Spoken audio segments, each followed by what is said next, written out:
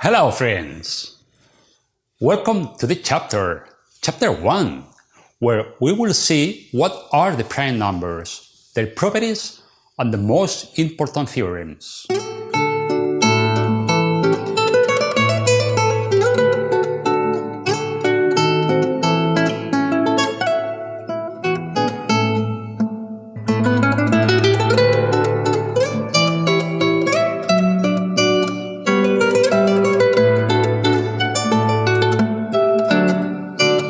Let's look at this list of natural numbers from 1 to 108. It could be longer, as much as we want, but for the example it is enough.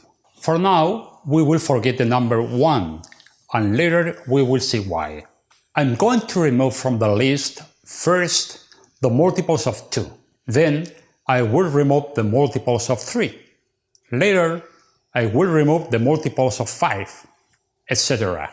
Let's see how our list is going and what is happening. Let us begin. I take the number 2, I write it up here so I do not forget it, and I remove all multiples of 2 from the list. The result will be the odd numbers, of course, as we can see. Next, I look at the list, the number next to number 2, and I see that it is number 3. Well, I write it up here and remove all multiples of 3 from the list. Many of them are no longer on the list, such as 24 or 72, since they were multiples of 2 and have already been eliminated. Our list now has bigger holes, but we can see that some numbers remain, as if they did not want to be eliminated. Now we look at the list, the number next to 3, and we see that it is the number 5. We do the same. We put the 5 here above and remove all multiples of 5 from the list. Many, such as 30 or 45, are no longer there since they were multiples of 3. The list increases the size of their holes, as we can see, and we begin to notice that in the list begin to be fixed numbers that no longer disappear. We repeat the process with the next number in the list, which is 7. We put the 7 here above and remove all multiples of 7 from the list. Quite a few had already been eliminated, such as 35 or 56. We see that some more holes appears, and our list of fixed numbers has already changed a little. Something is happening with the list. There are solidified, unmovable numbers in it. To finish, we see that 11 is the next number in the list. We put it here, and we eliminate all multiples of 11, but we see that none of them appear in the list, since all of them, 22, 33, 44, already they have been eliminated before. If we continue with the next number, 13, does not change anything in our list anymore. What does this mean? That the numbers that remain on the list are not multiples of any other number, or, which is the same thing, they do not have any divisor, or, in another way, they do not have factors. We will call these numbers prime numbers. Obviously, if the original list had been longer, for example up to 1000, we should have had to put more numbers here, so that only the prime numbers would remain. But this process, sooner or later, always gets to establish the prime numbers of a list.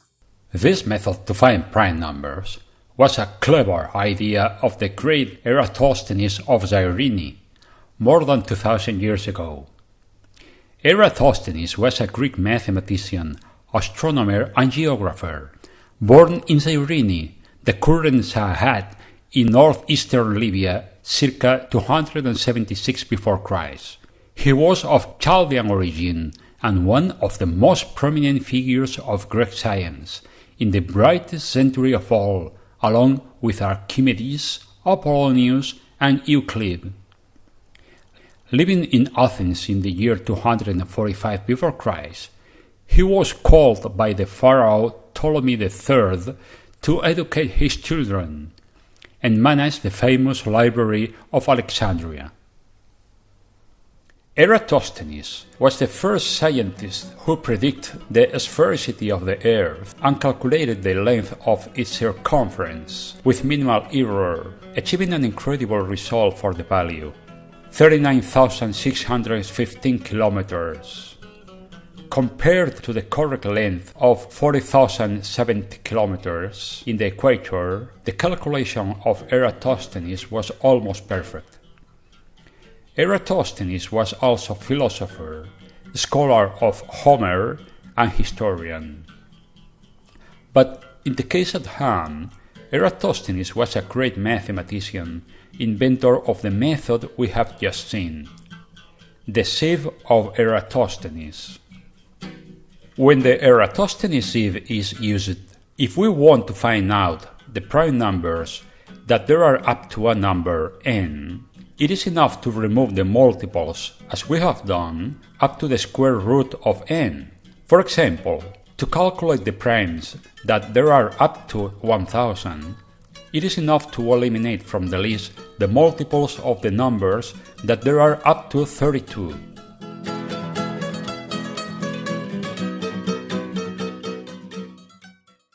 Numbers that can be factorized, such as 63, are called composite numbers. Those that cannot be factorized, such as 59, are called prime numbers.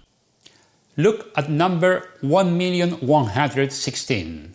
This is a composite number, as it is even, and also it can be factorized as follows, which can also be written as, or even as, and many more ways of factorizing. That is, number 1,116 is quite villain, because it can be split in many factors. You must wonder whether the last factor, 2137, can in turn be factorized. I'm sorry to say not, because it is a prime number itself. Now, let us do one thing. Let us add 1 to the previous number to get 1,117. What happens? It becomes a prime greater than 1 million, which has no divisors, none, when only subtracting one unit. The vulgar 1,116 is brimming with factors, literally stuffed. Has anyone ever seen this? It is not really strange. Of all the numbers that are below 1,117, not a single one can divide it. It is that surprising property of prime numbers that makes me think of them. One before, all is completely vulgar. One after, all is pride. What lies beneath the set of natural numbers so that a particular number, struck by luck or for any hidden reason, appear with such a strong feature?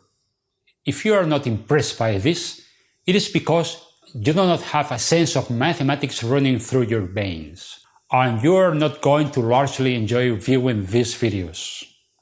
I repeat, 1,117 is a prime number. It cannot be divided by any natural number other than 1 or itself.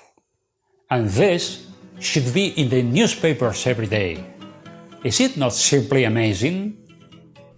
Up to 100, there are 25 prime numbers, and up to 1000, we have 168 proud prime numbers. Prime numbers may be far apart or very close. For example, between 89 and 97, there are 7 numbers that are not prime, but between 59 and 61, or between 71 and 73, there is only one number that is not a prime. If we take a look through the table before making an analysis, the first thing we see is that prime numbers seem placed in random places or randomly, as expressed in mathematics. That is, it seems that prime numbers do not follow a clear rule about how they are located between the natural numbers. Their appearance on the table is somewhat chaotic. Beyond the fact that any prime number, except 2, must end in 1, 3, 7, or 9, their location seems capricious. They are not clustered, but they are not very far apart. They are separated, but in an unpredictable manner. The great Leonhard Euler, a brilliant Swiss mathematician that we will discuss in detail in another video, wrote in the year 1770. Mathematicians have tried in vain to find some order in the sequence of prime numbers, but we have reasons to believe that there are mysteries into which the human mind will never be able to penetrate. Prime numbers are distributed in a way that seems random. We strive to find any pattern, any law in their formation that allows us to know if a number is prime without having to find out whether it has any factors. Such a thing does not seem to exist. Which will be the next prime number? And, above all, how many primes are there up to a given number? How many primes are up to 100,000? How many up to 100 millions?